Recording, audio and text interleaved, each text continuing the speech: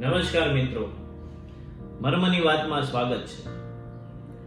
આજે વાત કરવી છે ઘડતર વિશે, ગામડા વિશે. કહેવાનું મન થાય કે ગામડામાં જઈને મેં એક વાત જોઈ.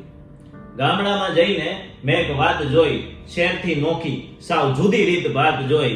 ઝાલર સાવરણા ગાયુના વાછરડા, ઝાલર સાવરણા ગાયુના વાછરડા. અરે તમરાના ત્રમત્રમમાં મેં એક તારલિયાળી રાત જોઈ. મેં ગામડામાં જઈને એક વાત જોઈ. સંત સુરા અને દાતારોની મારી માં ભોમ સૌરાષ્ટ્રમાં હાલ હું ગયો, અને જ્યાં પગ મુકતાની સાથે ખોબો ખોબો પ્રાણવાયુ શ્વાસે ભરાય અને જ્યાં સુવાસ સાથે શ્વાસ લેવાનું મન થાય, આવા સૌરાષ્ટ્રમાં મેં ઘડતરની એક વાત જોઈ.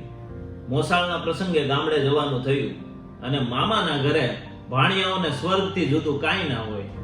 ગામડામાં કેટરિંગ સર્વિસ ના હોય, એટલે શાકભાજી લાવવું, વાસણો લાવવા, શાકભાજી સમારીને રસોઈ કરવી અને એને પીરસવા સાથેની તમામ વસ્તુઓ જાતે કરવામાં આવતી હોય છે.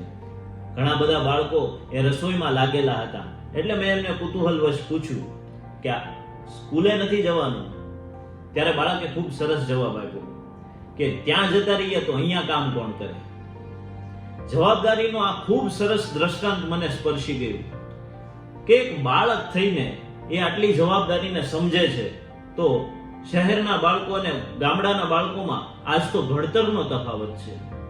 મિત્રો, બાળકોને માત્ર વ્યવહાર કરવા માટે, વ્યવહાર સાચવવા માટે ગામડામાં એકબીજા પ્રસંગોમાં આ કામ કરવા માટે નથી મોકલવામાં આવતા, પરંતુ એટલે મોકલવામાં આવે છે કે નાની નાની વાત, નાના નાના કાર્યો બાળક જાતે કરતા શીખે, ત્યાં આવેલા લોકોની સાથે એમનો પરિચય કેળવાય, લોકોની ટીકા ટિપ્પણીને એ સહન કરી શકે અને મૂળભૂત ઘડતર બાળકમાં સર્જાય.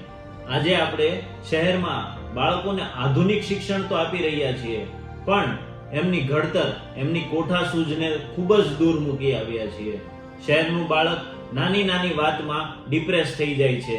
ગમતું પાત્ર, ગમતી વસ્તુ કે ગમતું કામ ના મળે તો એ આપઘાત કરતું હોય છે. બસ આ જ તફાવત ગામડા અને શહેર વચ્ચે સર્જાઈ રહ્યો છે.